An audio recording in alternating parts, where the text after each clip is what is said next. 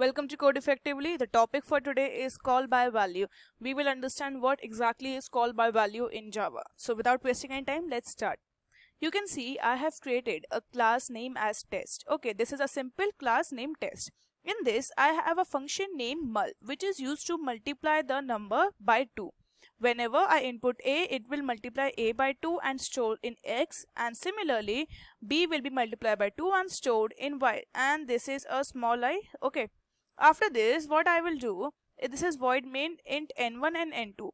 After this I create an object of ob and I call op mul and I pass the values n1 and n2 for this method. Okay, because you know this is a formal parameter and this is my actual parameter, and if you don't know what formal and actual parameters are, please go and watch the previous video. I have given the link of the video what is actual parameters and formal parameters in the description of this box. So what exactly call by value do? In call by value, the formal parameters, that is this formal parameter and the actual parameter, they contain the variables that are primitive data type.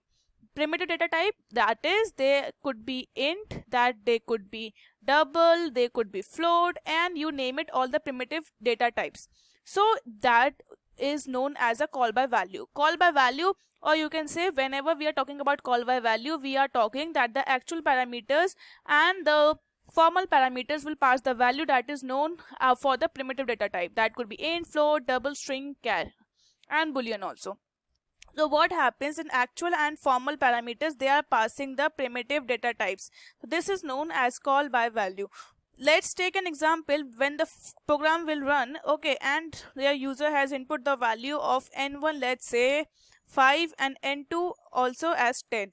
So whenever the object will be created and you will call ob.mul, so n1 and n2 value will be passed into a and b. So it will be now 5 and 10 will be passed from here and they will multiply, so x will be equal to now a into 2, that would be, what is the value of a? 5. So 5 into 2 it will give, that comes out to be 10. Okay, and here similarly y value will be b into 2. So b into 2 will be what? B value is 10. So that would be 10 into 2, that gives out to be 20.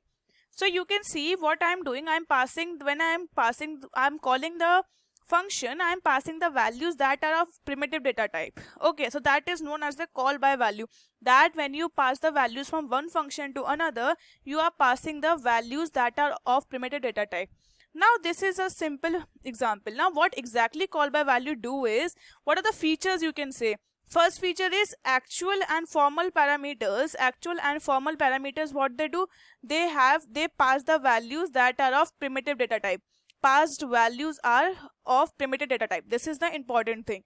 You should know that, else you are not able to distinguish what type of the call by value is going on. So it is of a primitive data type. After this, the another main important thing is that, okay, in call by value, actual parameters copy their values to the formal parameters. As you can see in the previous example, n1 and n2 were the actual parameters. What were they? They were actual parameters and they were passing their values to the formal parameters, that were a and b.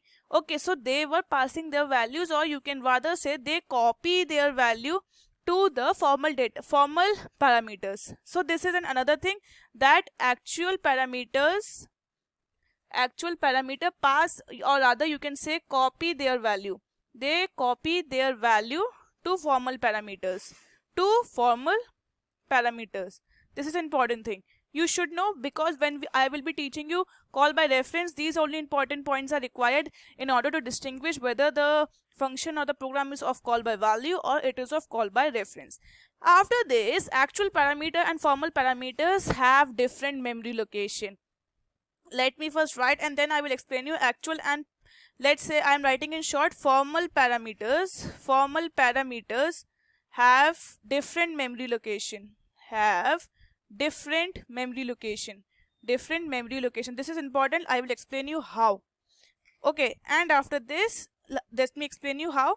See, for example, this is your n1 and n2. Whenever in the computer memory, n1 and n2, and the values are n1 of, let's say 5, and n2 again, let's say 15, and b will be, a and b also will be given same values. 5 and 15. In the computer memory, what will happen in the computer memory, since they are of primitive data type, in the computer memory, they will n1 and n2 will be stored here. Okay, and when we will go to the another function that is of mul, another new value variables will be created, that is a and b, okay, of another int type. So you can say actual parameters, that is n1 and n2, have a different memory location, and this formal one also have different memory location. This is an important thing you must know. Why? Because primitive data type have their different memory location. Primitive data type, since they are of primitive data type, they have different memory location. Okay, so what happened, they have different memory locations, and if changes made to the, if any changes are done in formal parameter that don't reflect back to the actual parameter. This is the most important thing, because the are done in formal parameter don't reflect, does not reflect in actual parameter. Why? Because they have different memory location parameter. Why? Because of this third point, they have different memory location.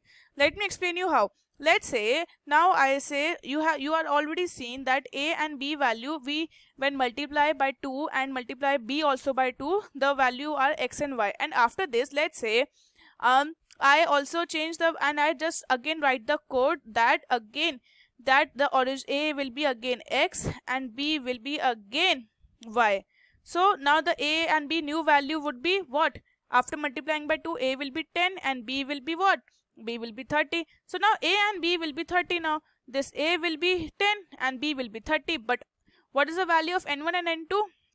This is 5 and this is 15. So you can see that because they have different memory locations, if we change the value of the formal parameter, the actual parameter's value don't reflect. But if it is the case that I change the value of n1 make it 50 and n2 make it 150, then the value of a and b will be changed. Why? Because n1 and n2 values are their actual parameters, and when actual parameters value change, the formal parameters value will obviously change, because n1 and n2 will be passed in the function mul, and the a and b value will be what? They will copy the value of n1 and n2, and n1 and n2 value are what now? 50 and 150. So their value will be, a and b would be now 50 and 150, and after that they will be multiplied by 2 and new value will be stored.